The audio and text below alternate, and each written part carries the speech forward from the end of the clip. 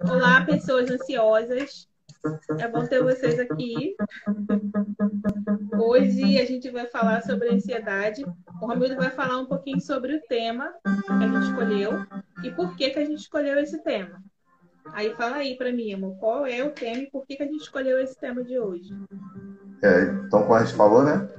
O tema de hoje é não subestime sua ansiedade. Então, não subestime sua ansiedade. Por que escolhemos esse tema? Porque, comumente, muitas pessoas acabam subestimando ou subestimando a ansiedade, dando pouco valor a esse assunto, né? No decorrer dessa live, a gente vai ver quão importante é nós estarmos sempre antenados em como vai a nossa ansiedade, como é que nós estamos lidando com ela. Na live anterior, nós falamos que a ansiedade é comum para todos nós, né? Então, por isso que a ansiedade, por ser comum, nós precisamos, não como muita gente acaba falando erroneamente, eliminar a ansiedade. É aprender a lidar com a ansiedade, né? Eliminar o transtorno de ansiedade. A gente vai estar sempre falando isso daí, para ficar cada vez mais claro. Não subestime sua ansiedade. Isso mesmo. É comum na nossa cultura, no nosso país, eu não sei bem como definir isso, as pessoas não dão muito valor aos problemas emocionais. Elas dão muito valor aos problemas físicos, mas os emocionais, a gente não é preparado para lidar com isso. Nós não preparamos nossas crianças para lidar com as próprias emoções. Então, elas crescem sem saber o que fazer, o que estão sentindo, como lidar com isso. E o que acontece? A gente cresce adultos, nos tornamos adultos e ainda assim não conseguimos lidar com as nossas emoções. Então, qual é o efeito disso? Pessoas, a sociedade inteira com problemas emocionais, porque não aprendemos isso na infância. É comum a gente ver frases que a gente ouviu quando criança e a gente acaba repetindo isso para os nossos filhos. Quando tem algum conflito emocional com crianças. Você é muito fresco, fulano. Não, você é chorona. Engole esse choro. Essa é a forma que nós lidamos com o emocional. Essa é a forma que nós ensinamos os nossos filhos a lidar com o emocional. E para a sociedade que a gente está vivendo, a gente vê que isso não está muito correto. Né? Hoje, eu posso dizer que alguns anos atrás foi que começou-se a dar atenção para os problemas emocionais, como no caso da depressão. Começou-se a olhar com depressão, olhar para a depressão como um problema de saúde, porque antes não era nem um problema de saúde. Só que o que acontece? Embora hoje a depressão seja tratada como doença, ainda assim ela não é tratada adequadamente. Os tratamentos para a depressão que existem hoje são apenas paliativos. A maioria deles funciona apenas com paliativo, para a maioria das pessoas. Ou seja, não tem o resultado efetivo, a pessoa não tem uma cura da depressão. Eles comumente até dizem, né, que depressão não tem cura, porque os tratamentos que eles aplicam nos pacientes são apenas paliativos, não é para resolver o problema de fato. Então a gente vê que aí tem um problema. Então, assim, se você que está assistindo a gente aqui já fez tratamento para depressão e seu tratamento convencional funcionou, beleza, a gente fica feliz por você. Mas a maioria não é assim, infelizmente. A maioria faz tratamento de depressão por anos, toma medicamento e continua tendo que lidar com aquilo ali ou continuar com o medicamento. E a ideia não é essa. A ideia é a gente aprender a lidar com o nosso emocional, porque aí assim a gente não precisa ficar dependendo de medicamentos. E assim a gente não fica tendo tantas crises de ansiedade. E aí Esse a fato de eu gente, mencionar. nesse, Fale. nesse sentido, pessoal, já que a gente está falando, ela e eu, a gente não é contra tomar medicação, tomar medicamento. Isso, exato. Agora, a lógica de tudo isso é que o medicamento, muitas das vezes, ele vai funcionar como o quê? Como uma muleta. Quando alguém está com a perna quebrada, um joelho machucado, e o médico recomenda, por um tempo, usar uma muleta, para que ela consiga se restabelecer, a musculatura voltar ao normal, ela conseguir andar com suas próprias pernas. A ideia do medicamento que nós entendemos é essa. Então, algo paliativo, momentâneo, mas que muitos psicólogos acabam, o psiquiatra, né, que é quem indica a medicação, indica para a pessoa tomar pela vida inteira. Então, claro que isso é um cuidado médico, porém, assim, nós não somos contra a medicação, nós somos contra o uso contínuo de medicação como se fosse a única forma de estar lidando aí com a ansiedade, como lidar com a depressão. Exato. E a forma para tratar a depressão e qualquer outro problema emocional é sabendo, lidando com o problema emocional. Não é tomando medicamento assim de uso contínuo que resolve. A gente tem que temos que nos conhecer para aprender a lidar com as nossas emoções. E nós não aprendemos isso. Hoje, nós todos aqui somos adultos e não aprendemos isso na infância. A gente apenas repete o que a gente aprendeu. Aí vem aquelas frasezinhas, né, comum de se ouvir. Eu vou contar um relato meu aqui, que quando eu tinha uns 10, 11 anos, eu recebi a notícia de que eu perdi alguém muito importante para mim. Só que eu nunca tinha tido a experiência de morte com ninguém próximo a mim. Então, quando eu recebi aquela notícia, eu fiquei meio assim, sem entender o que era aquilo. Então, eu lembro que eu sentei no sofá, fiquei parada assim no tempo, né, calculando o que aquilo significava, o que era a morte. Aí eu lembrava que nos filmes, quando alguém morria, era muito ruim, todo mundo chorava e todo mundo ficava em desespero. E aquilo foi me dando uma angústia, um desespero por dentro, assim, um mal-estar, uma vontade de chorar, e eu não entendi o que estava acontecendo. Aí a minha mãe, como toda mãe amorosa e ignorante, no sentido de falta de conhecimento, fez o que toda mãe faria.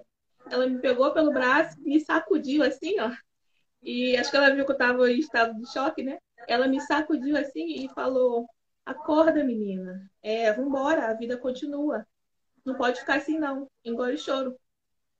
Exatamente aquelas frases que eu disse ali para você. Aí você percebe o contexto. Uma criança com 10, 11 anos, que nunca tinha tido uma experiência ou contato com morte, assim, de pessoas próximas, tentando assimilar aquilo que estava ouvindo e qual foi o conforto emocional que eu recebi. Foi aquele choque de realidade. Não, chorar não pode. A gente tem que ser forte, bola para frente, vida continua. Então aquilo ali teve um impacto muito profundo na minha vida. E eu só fui descobrir isso lá anos depois, né, como adulta. Eu fui entender por que algumas coisas aconteciam, por que eu agia de certas maneiras. Foi devido a um problema emocional, a um trauma emocional que se causou naquele período. E ninguém me ensinou como lidar. Minha mãe não sabia como lidar com aquilo. Então aquilo ali trouxe um prejuízo enorme para a minha vida como adulta. Eu sei que vocês que estão aqui assistindo provavelmente passaram por situações similares. Não necessariamente nesse contexto, mas que faltou, não teve, né, o consolo, a ajuda emocional que precisava quando criança. E isso trouxe repercussões na sua vida adulta. Então, assim, aquelas lágrimas que deveriam ter caído lá quando criança, não caíram. Elas não rolaram. Então, isso fez um impacto enorme na minha vida adulta. E isso acontece repetidamente com várias e várias pessoas. Aí agora o Romildo, ele vai falar um pouquinho para a gente mais sobre o assunto. E é interessante porque quando as pessoas passam por isso, né, lá na infância, ela não se dá conta de que aquilo vai impactar a vida dela no futuro. Então, muitas das vezes, a pessoa sofre as consequências já na fase adulta e raramente ela vai se recordar de que foi algo que se iniciou lá na infância ou que foi algo que se iniciou lá na juventude, que agora está impactando a vida dela adulta. E aí, com base nisso, como é que se descobre? O que foi? Por que eu sou uma pessoa muito ansiosa e não consigo me controlar? Então, para descobrir isso, de fato, existe a grande necessidade de um acompanhamento terapêutico, de uma ajuda, né? E é esse incentivo que nós estamos sempre fazendo por aqui. Essas lives que a gente está fazendo todas as quintas agora, às 19 horas, a gente está sempre tentando ajudar de maneira prática quem estiver aqui na live. Porque existem muitas ajudas práticas que podem ser colocadas aí em prática, né? Para que consiga lidar com a ansiedade e lidar com esses sentimentos. Mas, sozinho, raramente a pessoa vai conseguir saber quando foi que isso se iniciou. Por exemplo, no meu caso também tem algo similar. Eu lembro que, assim, na infância também passei por algumas coisas e ninguém me disse na época como lidar com isso ou com aquilo outro. Já disse, assim, até alguns vídeos lá no canal do YouTube, como que eu entrei em depressão e só fui descobrir que eu tinha estado em depressão, isso já na fase adulta, já depois de casado. E isso ocorreu, na época, por conta de perdas de pai, da minha mãe, que eu sou órfão de pai e mãe desde a adolescência, né? Quem conhece a minha história sabe disso. E eu não sabia que aquilo, de fato, estaria impactando a minha vida agora depois de adulto. Algo que aconteceu há anos atrás. Então, só na fase adulta, já depois de casado, eu consegui entender e lidar com isso com dicas práticas. E, claro, psicólogo ajudou? Sim, ajudou. Mas o que mais me ajudou foram ajudas práticas mesmo, de ajudas não convencionais. As ajudas convencionais, elas não ajudaram muito. Por isso que a gente abraçou essa causa e está aqui para ajudar vocês que estão aqui de maneira gratuita toda quinta. Porque as ajudas práticas e não convencionais ajudam mais, às vezes, do que o psicólogo. Não somos contra. Os psicólogos que estiverem aí, que chegarem a ver essa live aí gravada depois, não é essa a ideia, é ser contra. Mas unir forças. Tanto é que eu vou subir um vídeo hoje aqui no Instagram, deixar no Instagram na bio da Jaqueline, e na minha bio aqui também, Pessoas Crescem, e no Vivendo no Recurso. Um vídeo onde eu faço a dublagem de um americano psicólogo, onde ele fala como que as pessoas acabam dando muita primazia à saúde física e não dá primazia à saúde emocional. No meu caso, como eu disse, quando passei por esses traumas na adolescência, ninguém chegou do meu lado e falou como lidar com aquela dor. Ninguém está preparado, não é culpa de ninguém. A sociedade brasileira e mundial não está preparada para isso. É uma minoria que está preparada, uma minoria de pessoas, uma minoria de famílias que estão preparadas para lidar com a saúde emocional, a saúde mental. Algo que é tão importante quanto a saúde física. Na verdade, deveria até ser mais importante, mas vamos colocar 50% para cada. Só que está 99% de prioridade para a física e 1% para a mental. Tanto é quando você fala sobre ansiedade, muitos nem entendem o que é ansiedade, como é que é e nem como lidar.